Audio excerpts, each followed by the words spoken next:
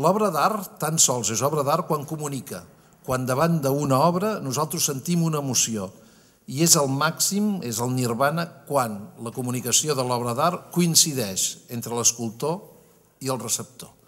L'obra de Manel Cussachs, a través de tota la seva història, a través de la seva llarga trajectòria, és això, és un exercici de comunicació absoluta i total, perquè Manel el que ha fet sempre ha sigut ser una persona capaç de copsar les interioritats més íntimes de tothom. Avui en Manel està aquí per parlar de l'Andreu Alfaro. I algú es preguntarà, quin contrast, no? I precisament potser és això. Les obres d'en Manel són unes obres mediterrànies, són unes obres tàctils, són unes obres emocionants, són unes obres, amb una paraula, penso jo, apassionades.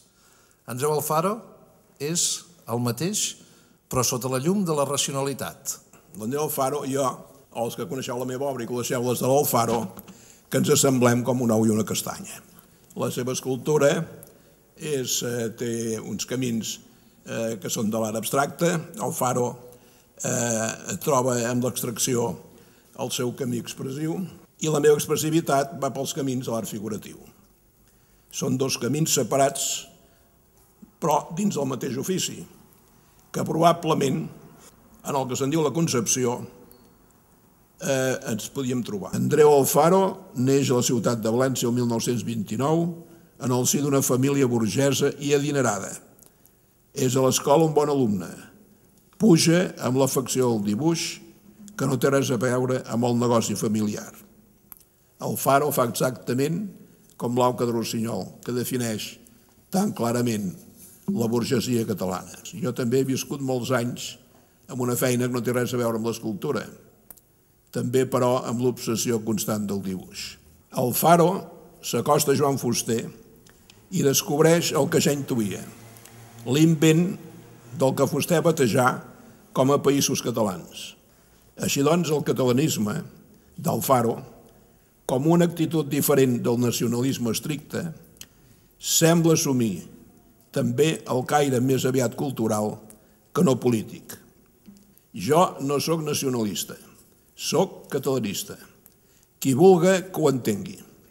Jo també vaig conèixer Joan Fuster, però no amb la intensitat d'Alfaro, evidentment. La meva aproximació al gran literat de Sueca portava una intenció, que posés textos i comentaris crítics a una sèrie de 12 escultures de petit format de simbologies de Catalunya, que havia titulat precisament 12 senyes de Catalunya. I l'altre, que em permetés fer-li el retrat en bronze per incloure'l a la col·lecció de 33 catalans. Aquest projecte era clarament de països catalans. El vaig titular l'Armari Blanc.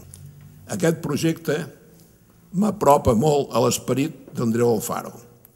Els dos creiem en els països catalans. Alfaro s'apropa a Joan Fuster i en ell hi troba el reforç a les seves idees.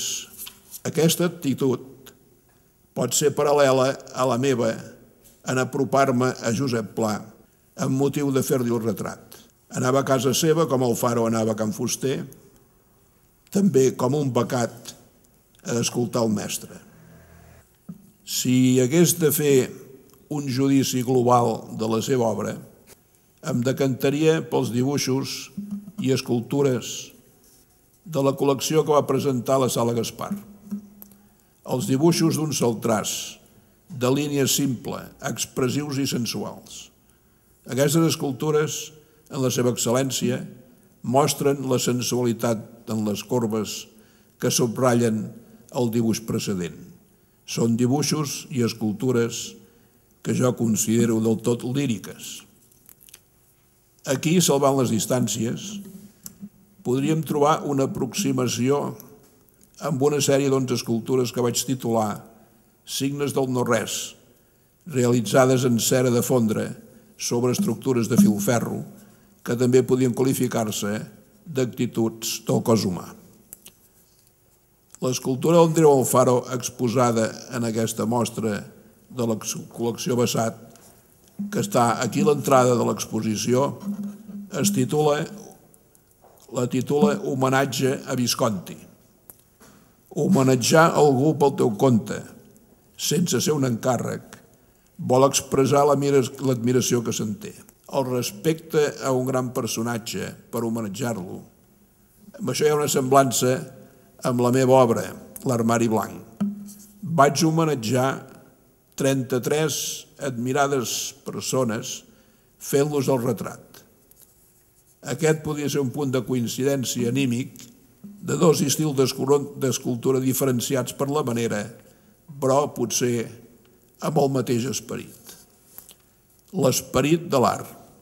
Pla deia que entre el gran creador grec i els monstres de Picasso hi ha un camí central que pot donar equilibri. Aquí hi pot haver l'escultura del Faro i jo voldria que també hi fos la meva.